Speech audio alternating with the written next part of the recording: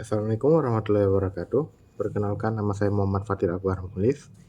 Saya dari Prodi Sosiologi Agama dengan NIM 2320203869201004. Saya di sini untuk menjelaskan tentang konsep dasar ketuhanan, yaitu politeisme, panteisme, dan monoteisme.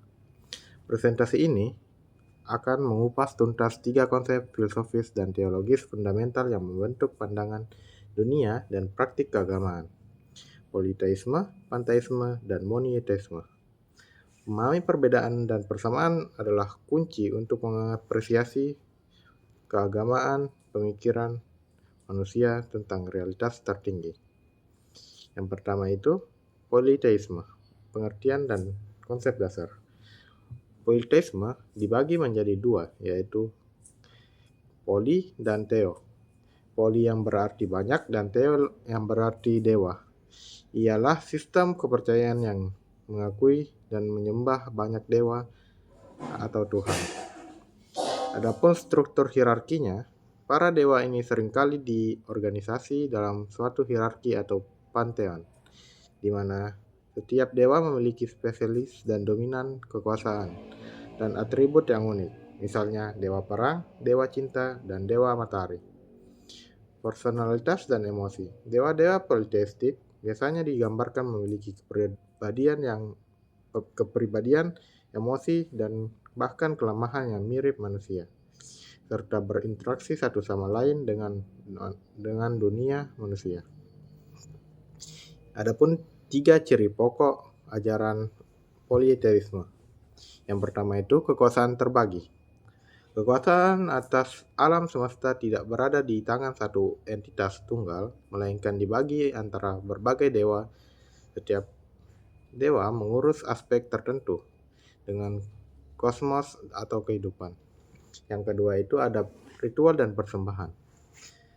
Pemuja harus melakukan ritual dan persembahan spesifik kepada dewa yang relevan dan mendapatkan berkah atau menghindari murka mereka dalam situasi tertentu, misalnya seperti berdoa kepada dewa laut sebelum berlayar. Yang ketiga itu adalah mitologi kaya. Kepercayaan politeistik selalu didukung oleh metodologi yang kaya, yang menjelaskan asal-usul dewa, kisah petualangan mereka, dan bagaimana mereka mengaruhi nasib manusia. Adapun contoh penerapan politeisme dalam masyarakat. Politeisme merupakan salah satu bentuk kepercayaan tertua yang pernah ada, meninggalkan jejak dalam sejarah peradaban manusia. Yang pertama itu ada agama kuno Yunani. Pemujaan terhadap Pantheon Olympus, termasuk Zeus, Poseidon, dan Athena. Kepercayaan ini menjiwai seni filsafat dan politik masyarakat mereka. Yang kedua itu Hinduisme secara praktik. Meskipun secara filsuf sering dianggap monistik, dalam praktek sehari-hari, Hinduisme sering terlihat politeistik, dengan pemujaan terhadap deva dan devi, seperti Brahma, Wisnu, Siwa, dan Dewi, masing-masing dengan peran kosmiknya. Yang kedua itu panteisme, pengertian dan inti kepercayaan. Tuhan adalah segalanya dan segalanya adalah Tuhan. Panteisme dibagi menjadi 2 kata, yaitu pan dan theos. Pan yang artinya semua dan theos artinya adalah Tuhan. Ialah pandangan filsuf dan teologis bahwa Tuhan dengan alam semesta dan semua yang ada di dalamnya. Tidak ada pemisah antara pencipta dan ciptaan. Inti ajaran dari panteisme yaitu menolak Tuhan yang terpisah, transenden, dan pribadi. Sebaliknya, Tuhan adalah substansi yang imanen, hadir di setiap berbagai realitas. Ciri-ciri pokok ajaran panteisme. Yang pertama itu ada imanisme total. Tuhan sepenuhnya hadir di dalam material. Dia tidak berada di luar ataupun di atas alam semesta. Yang kedua itu adalah kesatuan realitas.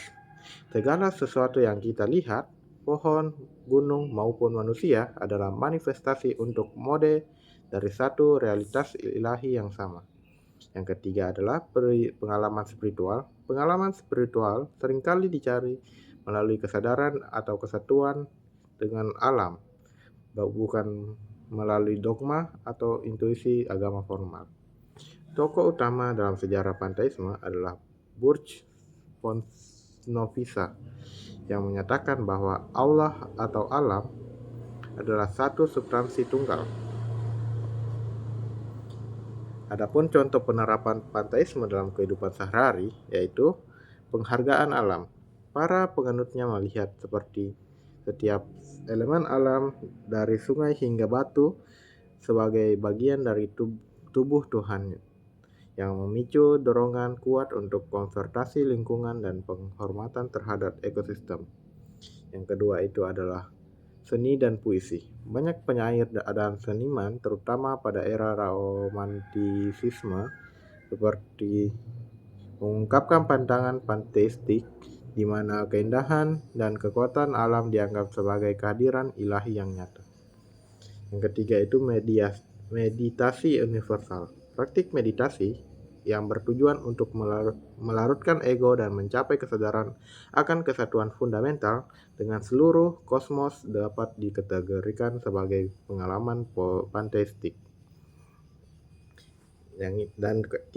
Teori ketiga itu monoteisme, pengertian, pandangan, dan unifikasi. Monoteisme adalah pandangan filosofis bahwa seluruh realitas pada dasarnya adalah satu. Monoteisme lebih luas daripada panteisme karena tidak selalu tentang Tuhan. Ia berpendapat bahwa ada satu jenis substansi realitas, menentang dualisme seperti pikiran materialistis yang terpisah atau pluralisme. Refleksi pribadi, refleksi konsep dan pemahaman keberagaman agama, yaitu melalui label.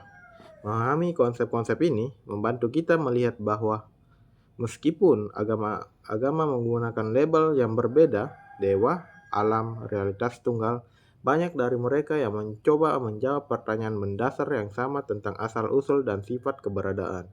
Jembatan dialog. Panteisme dan monoteisme menawarkan titik tentu filosofis kesatuan realitas. Bahkan di antara tradisi yang secara